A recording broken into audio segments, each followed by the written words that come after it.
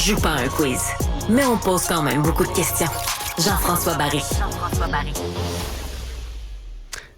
Dans Le Soleil, on pouvait lire qu'il y avait une révolution dans le monde médical. Un nouveau scanner développé entièrement à Sherbrooke pourrait complètement changer la donne dans le domaine des maladies du cerveau. On va en discuter avec Roger Lecomte, qui est professeur au département de médecine nucléaire et de radiobiologie à l'Université de Sherbrooke et qui a participé à la conception de ce nouveau scan. Tout d'abord, bonjour, Monsieur Lecomte. Oui, bonjour. Avant de parler des bienfaits et vers où on pourrait aller avec ce scanner-là, qu'est-ce qu'il y a de différent? Qu'est-ce qu'il y a de spécial? Pourquoi il est plus avancé que ce qu'on a l'habitude de voir là, ailleurs sur la planète? La technologie n'est pas nécessairement plus avancée, mais on a optimisé un facteur qui est la résolution spatiale. Donc, la capacité de voir de très petites structures au niveau du cerveau. Alors, c'est essentiellement l'avantage qu'on a mis de l'avant pour réaliser ce scanner-là. Et c'est un travail de combien d'années? Parce qu'il y a eu plusieurs personnes qui ont travaillé là-dessus, plusieurs partenaires aussi financiers, des compagnies qui ont été mises qui ont mis l'épaule à la roue, là. Oui, c'est une technologie qui a été, au départ, ça a été développé pour faire des scanners pour les petits animaux, pour la recherche biomédicale. Et c'est la même technologie finalement qu'on a développée spécifiquement pour ces applications-là, des scanners précliniques qu'on appelle. Et par la suite, on a adapté cette technologie-là pour en faire un scanner de plus grande dimension qui permet de faire l'imagerie du cerveau. Alors, on obtient essentiellement la même résolution, presque la même résolution que ce qu'on obtenait avec les scanners pour les petits animaux. Et on atteint une résolution qui est à la limite physique. Ça va être extrêmement difficile de pousser encore plus la résolution spatiale des scanners en tomographie par position. C'est ce qu'on peut lire dans l'article. Donc, on est arrivé au bout là, de cette technologie-là. Peut-être qu'un jour, il y aura quelque chose de nouveau qui va sortir, mais là on ne pourra plus jamais s'améliorer dans ce domaine-là, grossir encore plus l'image. Bon, c'est une révolution qui va pouvoir aider à comprendre, à prévenir, à guérir des maladies comme l'Alzheimer et le Parkinson, entre autres. De quelle façon?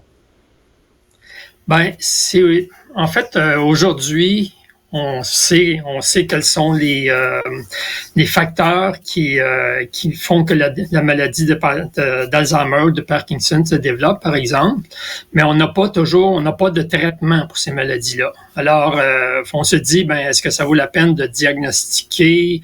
Peut-être pas. Par contre, si on est capable de voir avec une meilleure précision les petites régions du cerveau où la maladie démarre, à ce moment-là, il y aurait moyen probablement d'intervenir beaucoup plus tôt pour empêcher la maladie de continuer à se développer. Et c'est un peu le pari qu'on fait, d'être capable d'aller détecter de façon très précoce l'origine de la maladie. Ça va permettre d'intervenir et d'appliquer des traitements. Le problème aujourd'hui, c'est qu'il n'existe pas de traitement accepté, remboursé pour contrer la maladie d'Alzheimer, par exemple. Par contre, il y a des médicaments qui sont en études cliniques actuellement. Et certains de ces médicaments-là démontrent, par exemple, que ça permet de réduire les plaques amyloïdes, qui est un des biomarqueurs, un des facteurs qui permettent de confirmer la maladie d'Alzheimer. Est-ce que ces traitements-là vont être effectifs? On ne le sait pas encore. Les études sont encore en cours, mais c'est très positif. Et si ça s'avère, peut-être que là, ça devient intéressant de diagnostiquer la maladie le plus tôt possible de façon à pouvoir intervenir. Donc, empêcher que la maladie continue à se développer. Ouais, aider à la comprendre. En tout cas, plus on va s'approcher de rapidement puis de voir exactement ce qui se passe dans le cerveau, ça va aider tous les chercheurs à comprendre. Donc, on parle évidemment de l'Alzheimer et le Parkinson parce que c'est deux maladies qui marquent l'imaginaire, deux maladies qui font peur. Mais est-ce que ça pourrait aussi, mettons, les cancers du cerveau? Les cancers du cerveau, c'est souvent un cancer pour lequel il n'y a pas trop de remèdes présentement. Puis c'est un cancer souvent qui est fulgurant.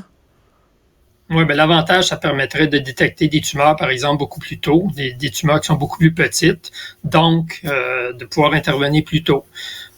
C'est sûr qu'il y a des applications pour le cancer, mais il y a d'autres applications aussi, par exemple pour les commotions cérébrales. On sait les traumatismes que ça cause à long terme chez des sportifs. Et ça permettrait d'étudier ces maladies-là qui se développent et puis de mieux comprendre quels en sont les facteurs. Oui, puis après ça, il y a plein de choses qui peuvent en découler. Il y a toutes les maladies neurodégénératives aussi qui peuvent être étudiées avec la méthodologie.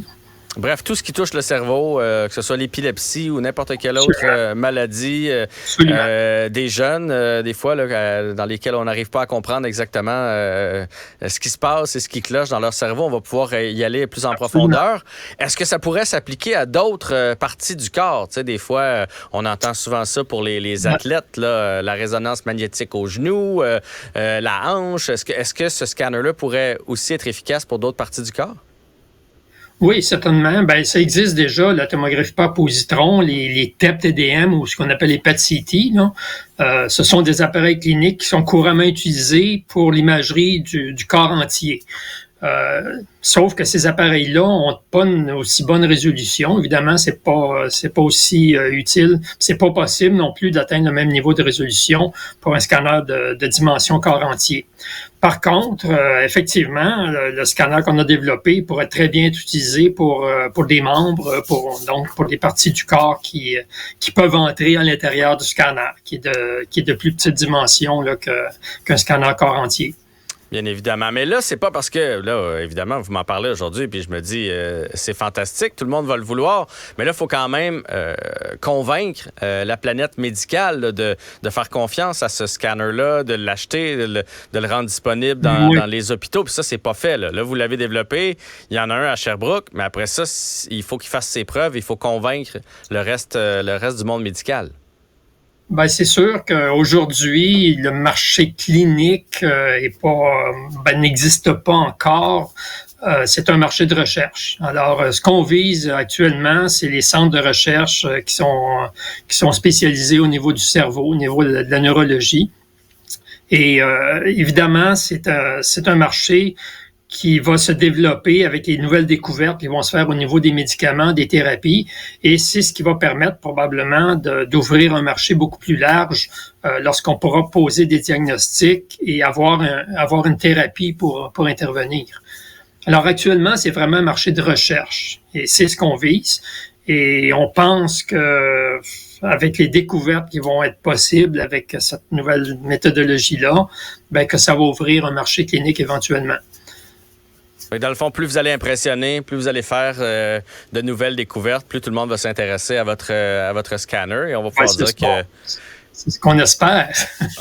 En fait, on l'espère pour que le scanner voit le jour à grande échelle. On l'espère aussi parce qu'on espère comprendre ces maladies-là et un jour peut-être pouvoir les guérir ou en tout cas les ralentir d'une façon ou d'une autre. Bravo pour le travail, bravo à vos coéquipiers aussi. Puis on va continuer de suivre le dossier. Ben, je dois mentionner que c'est un travail d'équipe, hein. C'est pas la réalisation d'une seule personne. Il y a beaucoup de gens qui ont contribué de toutes sortes de façons à ce projet-là. Puis c'est un projet de longue haleine aussi qui demande des investissements substantiels pour les garder en vie pendant tout ce temps-là. Oui, en argent et en temps, on le comprend bien. Donc, Roger Lecomte, professeur département de médecine nucléaire et de radiobiologie à l'Université de Sherbrooke, qui nous parlait de ce nouveau scanner plus puissant que jamais pour le cerveau qui a été créé ici de toutes pièces à Sherbrooke. Merci beaucoup du temps aujourd'hui. Je vous en prie. Au revoir. Au revoir.